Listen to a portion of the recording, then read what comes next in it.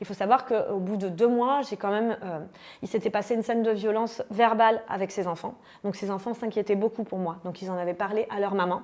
Et le lundi matin, la mère, son ex-femme, a escaladé le portail pour venir toquer à la porte et me dire « Maintenant, il faut que tu te barres. C'est un taré, c'est un taré. Il rend toutes les meufs complètement ouf. Il se refait sur toutes les filles. Et c'est un presque sexuel. Enfin, il faut que tu te casses. » Et même jusqu'au point de me dire la dernière ex qu'il avait, qui était l'ex de la personne incarcérée, il m'avait dit qu'elle était folle, qu'elle avait surendetté, etc., etc. Et carrément, son ex-femme m'a dit « Mais ça n'a jamais été elle le problème. Jamais, jamais, jamais. » On l'a appelée. Elle l'a appelée devant moi. Et elles m'ont dit toute la vérité. Mais à ce moment-là, j'avais encore des œillères. Je n'ai pas voulu les croire.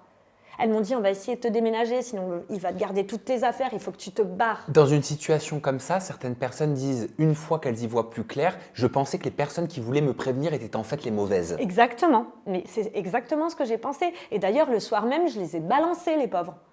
Elles s'en sont pris plein la figure et elles m'ont dit « C'est terminé, on ne t'aidera plus. » Mais moi, il me faisait croire en fait que ces filles-là étaient encore amoureuses de lui.